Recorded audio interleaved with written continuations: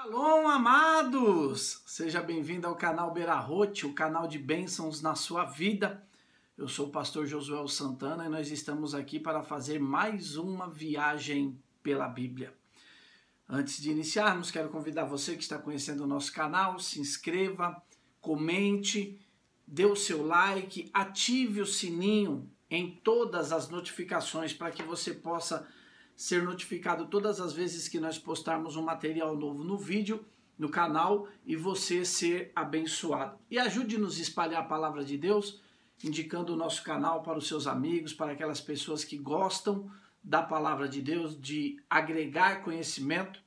Essa é a nossa principal intenção ao virmos aqui fazer esses vídeos. Na nossa viagem pela Bíblia, a última viagem, nós falamos sobre o profeta Moisés.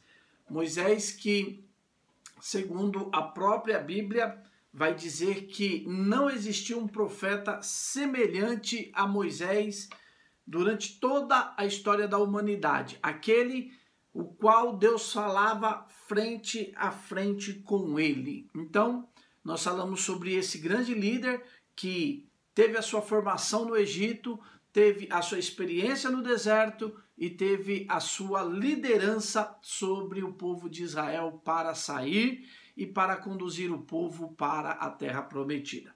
Agora nós vamos falar especificamente nesse vídeo sobre a escravidão, o término da escravidão, a libertação do povo do Egito. Nós não temos, amados, quando nós lemos a Bíblia, seja lá na forma que for, nós não temos a real magnitude que é a saída do povo de Israel do Egito.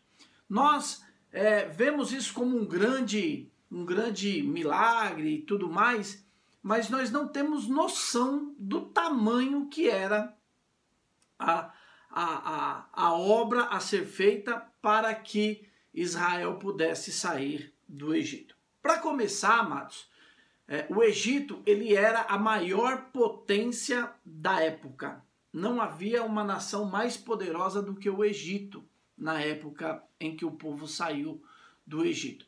Então, tinha o maior exército, tinha um povo altamente treinado, um exército pronto para qualquer tipo de batalha. E além dessa característica militar, bélica do Egito, havia também um conceito de que o Egito ele tinha as suas fronteiras protegidas pelos deuses. Para vocês terem uma ideia, nunca um escravo conseguiu fugir do Egito. E eles davam uma ênfase muito grande às suas divindades, era um povo politeísta, tinham muitos deuses, inclusive o próprio faraó se considerava, e o povo também o considerava um deus. Esse faraó, ele, junto com outros seres, faziam com que tivesse uma crença exacerbada nas divindades egípcias. Então, um egípcio nunca tinha tido notícia de que um escravo havia fugido, porque as suas fronteiras eram protegidas pelo exército do Egito e também pelos deuses do Egito. Então, quando Deus chama Moisés lá no Monte Sinai e diz, olha Moisés, eu quero que você vá lá libertar o povo do Egito. Moisés sabia o tamanho da dificuldade que ele teria para assumir e para cumprir essa missão. Mas Deus vai dizer para Moisés o seguinte, Moisés, não é pela sua força, não é pelas suas ideias, não é pelo que você conhece. Eu vou fazer isso porque eu vou tirar o povo de Israel do Egito com mão forte e braço estendido. Então, quando Deus envia Moisés, e aí está uma primeira característica que vale a pena nós focarmos um pouco. Amados, nós temos sempre que ter a consciência de que, independente do que Deus queira que nós venhamos fazer, nós temos sempre que ter a ideia principal de que, se Deus não determinar, não adianta nada.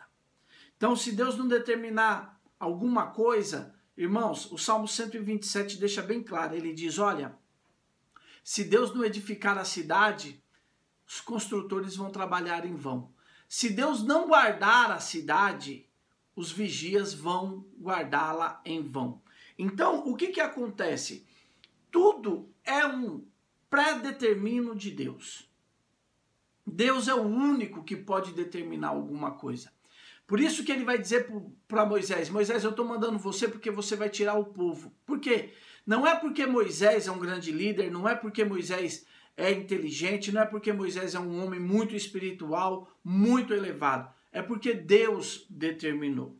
Então, quando Deus determina uma coisa, amados, nós temos que ter a consciência de que ele pode usar a minha vida para fazer aquilo que ele determinou.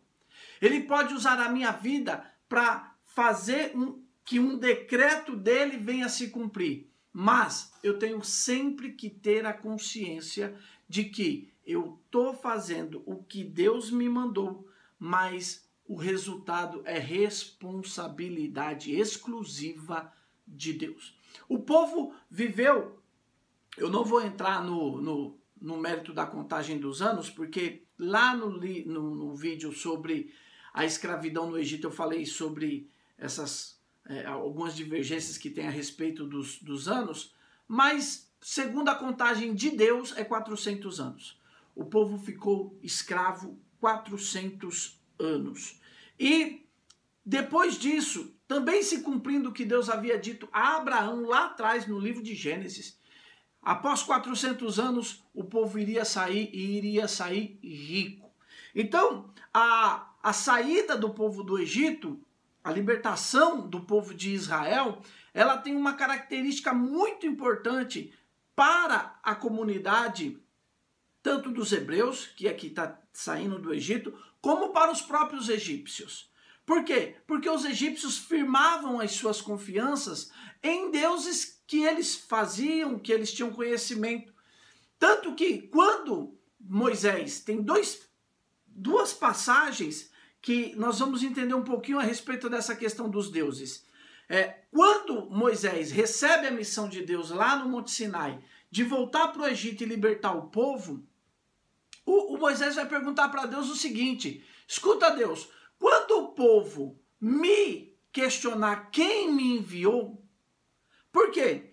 Porque quando nós olhamos do primeiro capítulo de Gênesis até a aparição de Deus a Moshe, nós vamos ver Deus se apresentando como o Altíssimo, El Elyon, como Adonai, várias manifestações de Deus, como Todo-Poderoso, várias manifestações de Deus que os patriarcas, os homens da antiguidade reconheceram nele uma divindade, reconheceram ele como a única divindade. Então, quando Moisés faz esse questionamento, o povo de Israel já conhece o Deus de Abraão, Isaac e Jacó.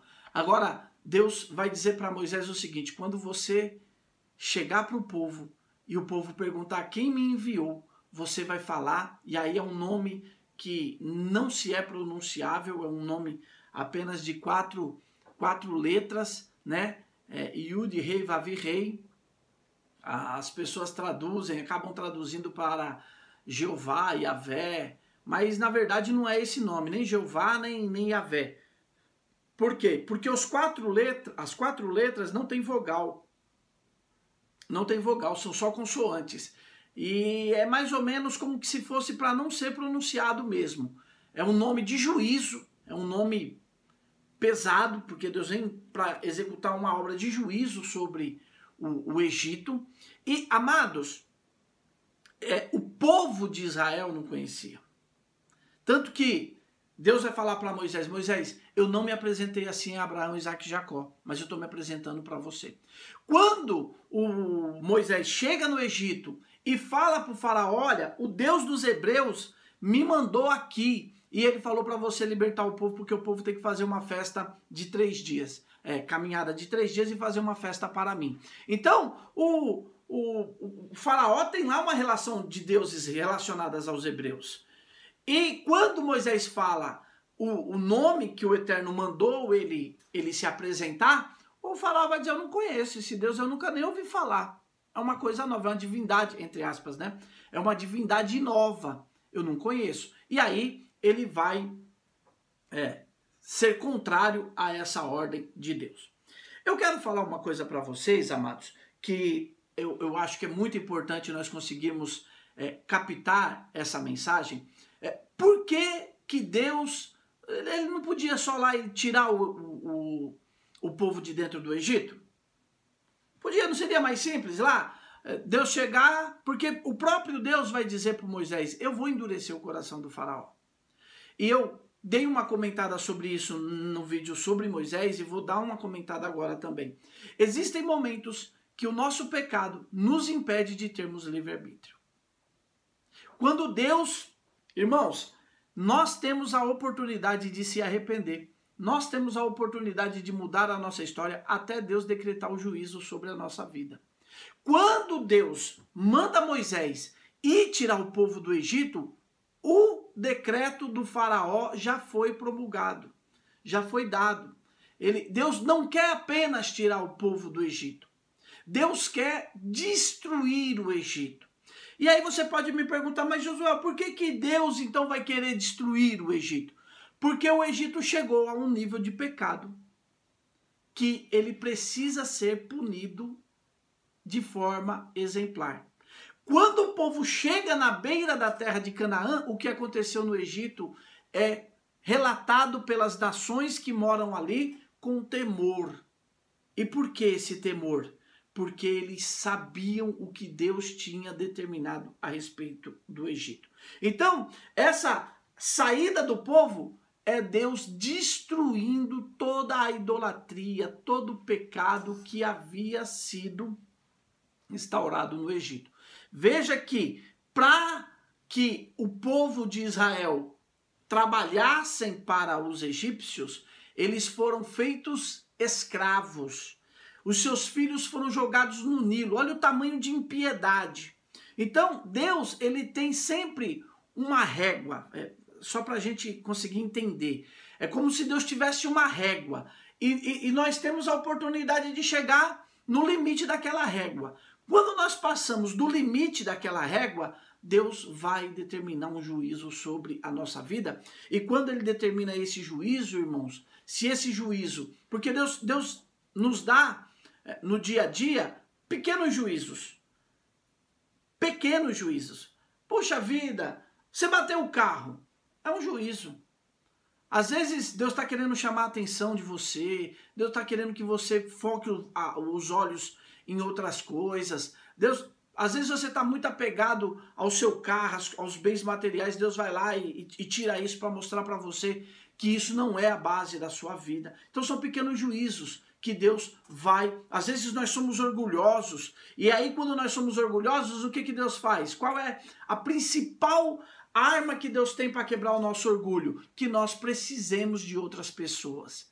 Então, o Egito, ele chegou na régua, no limite da régua, e Deus determinou um juízo que não era só libertar o povo, era destruir aquela nação por causa dos seus pecados. E aí, Deus vai começar a fazer, quando o Moisés fala com o faraó, e o faraó a gente já sabe que ele vai dizer não, o Moisés começa a confrontar os deuses. Qual é o primeiro Deus que é confrontado? O primeiro Deus é o Nilo. O Nilo era tido como uma divindade para os egípcios. O Nilo, a terra do Egito, é uma terra que não chove, não tinha chuva, não tinha... Como é que eles sobreviviam? Havia os períodos principalmente de calor, as regiões montanhosas começavam a derreter gelo que se criava lá no inverno, e aquele gelo descia e inundava o Egito, inundava as margens do Nilo. Quando chegava o calor, o que acontecia? Aquela água diminuía, né? Chegava a época da seca, a água do Nilo diminuía. É como quando chove aqui em São Paulo, né? Dá aquela chuvona, inunda, daqui a pouco a água baixa. Era o que acontecia com o Nilo. Quando a água baixava, a margem do Nilo ficava muito rica em proteína, em questões para o cultivo de alimentos e de tudo que se precisava. Então o que eles faziam? Quando o rio baixava, eles plantavam e com aquele trabalho eles conseguiam ser muito prósperos. Então o Nilo, ele era um deus para os egípcios. A primeira batalha de Deus contra os egípcios. Porque é um processo de convencimento do Eterno. Então o Eterno vai lá e transforma águas em sangue.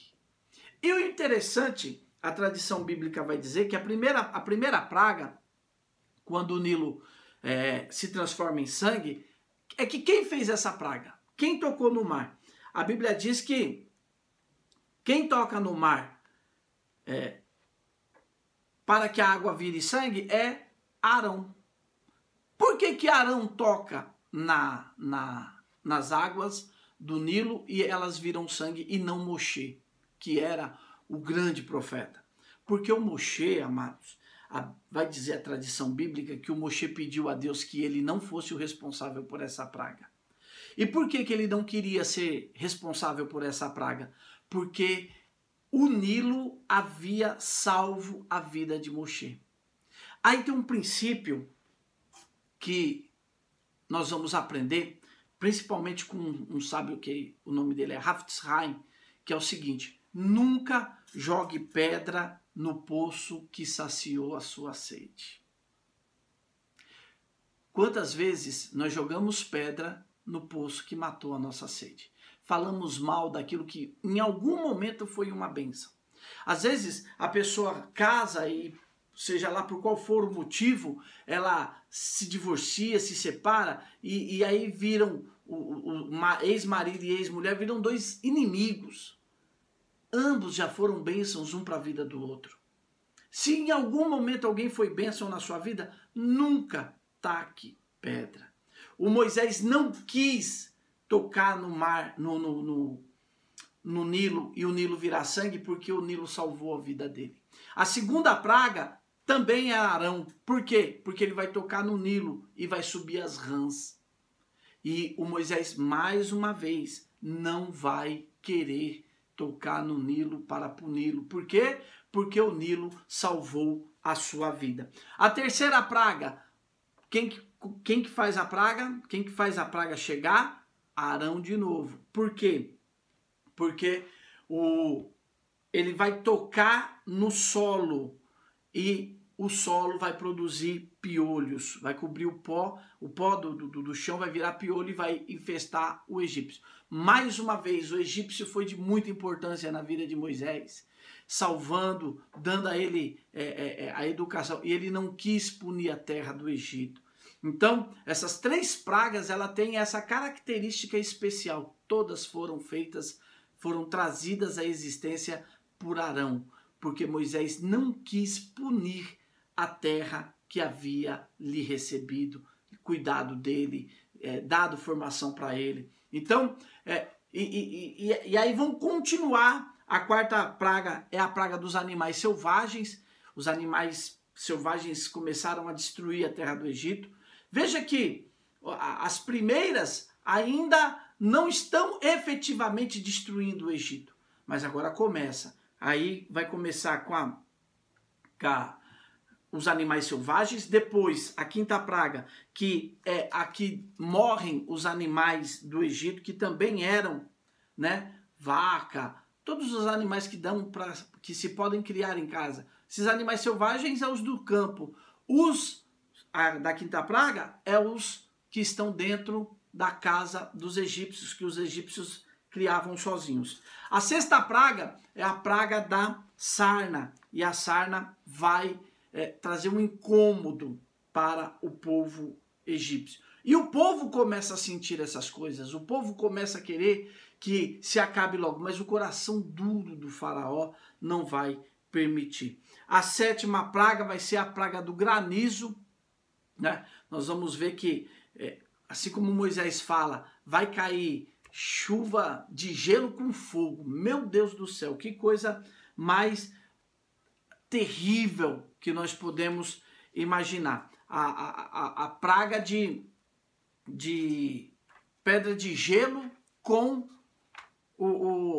com fogo. E o povo ficou tremendamente... Aquilo ali arrasou a terra do Egito. Por quê? Porque a terra do Egito já começa a ficar fragilizada. A própria terra, a nação, o povo começa a ficar fragilizado. A 8ª praga, vem a praga dos gafanhotos, e essa praga dos gafanhotos come o que sobrou da saraiva, come o que sobrou dos animais selvagens, o que eles não haviam comido. A chuva veio, destruiu mais uma parte, e os gafanhotos vieram para terminar de comer todo o grão do Egito. A 9ª praga é a praga da escuridão, e aí tem também a tradição bíblica, né? Os rabinos dizem que... Por que Deus mandou essa praga, a 9ª praga? Porque havia muito judeu, muito hebreu, que não queria sair do Egito. Eles estavam bem estabilizados no Egito, tinham comércio, nem todo mundo era escravo, né? A grande maioria era escravo, mas não eram todos que eram escravos. Então tinham judeus, hebreus, palavra, como eu sempre falo, né? A palavra certa não é judeu, porque judeu é um conceito mais para frente, mas todos os hebreus que estavam lá, alguns eram influenciados, alguns tinham adotado a cultura egípcia e viviam como egípcios mesmo. E diz a tradição bíblica que nesses 3 dias Deus matou cerca de 80% dos hebreus que moravam no Egito. Por que Deus fez isso? Porque eles não queriam sair do Egito. E aí Deus matou ele durante esse período de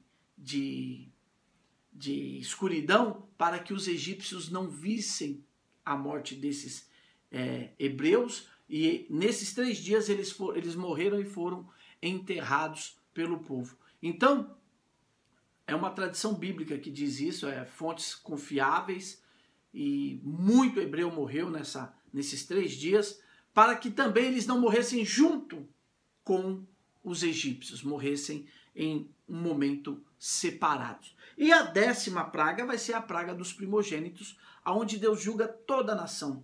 E essa é uma praga também bastante pesada para os egípcios, porque diz a tradição que as mulheres egípcias, elas não eram muito dadas à fidelidade.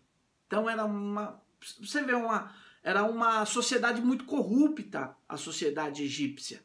E se vocês olharem a história das civilizações, as civilizações, quanto mais poderosas elas vão ficando, mais corruptas, mais imorais elas vão ficando.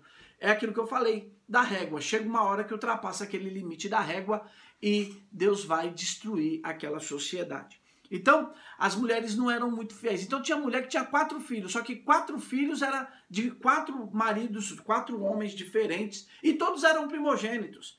Era primogênito de um, do outro. Então, quando veio a praga, tinha mulher que tinha 4 filhos, morreu os 4. Porque os 4 eram primogênitos. Mulher que tinha 5 filhos, e 5 morreram. Então, nas casas dos egípcios, muito raro que morreu um só. Acho que só na casa do faraó, que ele só tinha um filho. Mas no resto dos egípcios, tinha camarada lá que achava que tinha 5 filhos, mas os 5 não eram dele, morreram os 5. Então, foi uma praga muito dolorosa. Imagina você ter 4 filhos em casa e morrer os 4. Imagina o peso que o próprio faraó, ele não morreu porque ele não era o primogênito do pai dele. Tinha outros que não se sabe quem é.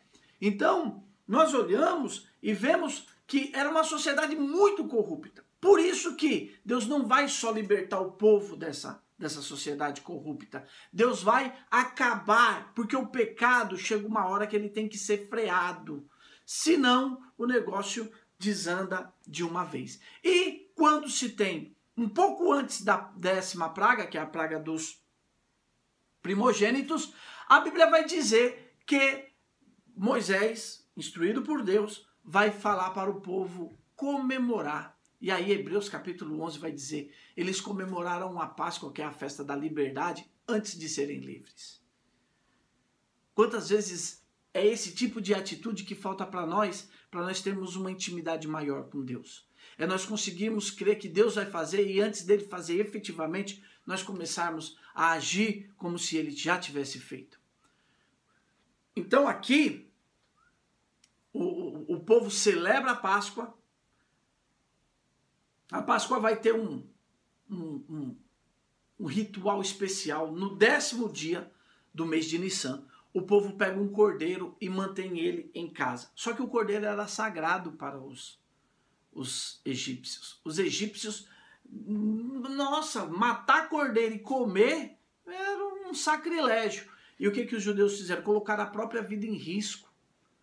Quando eles pegaram o cordeiro e guardaram dentro de casa. Os egípcios ficaram...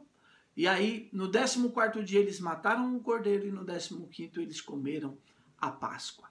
Eles celebraram a Páscoa.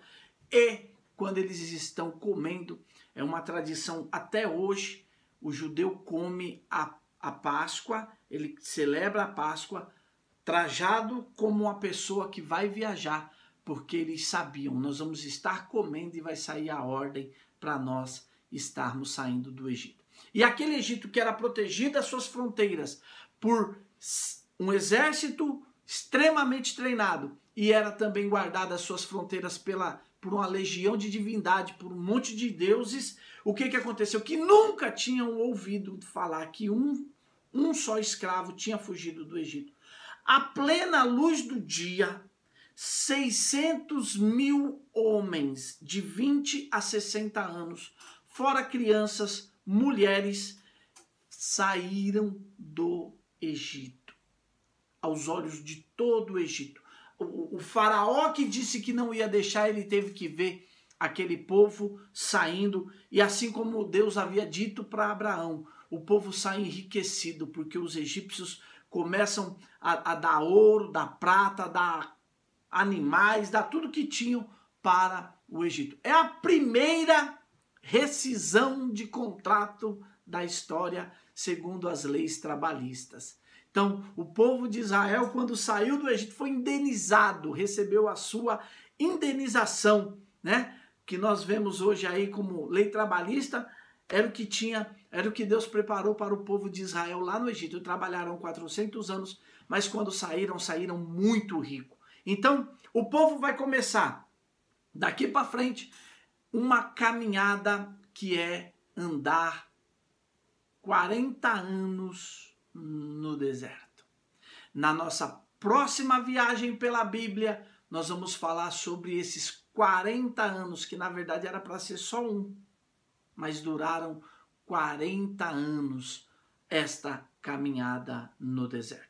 Então, amados, eu quero mais uma vez pedir a você que ainda não é inscrito, se inscreva no nosso canal, dê o seu like aí para nós, nos ajude divulgando o nosso canal, mostrando para as pessoas os estudos que tem. Nós temos muitos estudos aí nas nossas playlists e nós vamos assim espalhando a palavra de Deus. Nós precisamos ajudar a cumprir uma profecia que está lá no livro de Abacuque. A Bíblia diz que o conhecimento do Eterno, da glória do Eterno, vai encher a terra assim como as águas cobrem o mar. Nós precisamos fazer isso, nós precisamos colocar o conhecimento do Eterno para que todas as pessoas possam ter um pleno acesso a esse conhecimento. Então, eu já convido você, venha comigo na próxima viagem pela Bíblia, nós vamos falar sobre os 40 anos de Israel no deserto. Que Deus abençoe vocês, tenham uma boa semana, em nome de Jesus.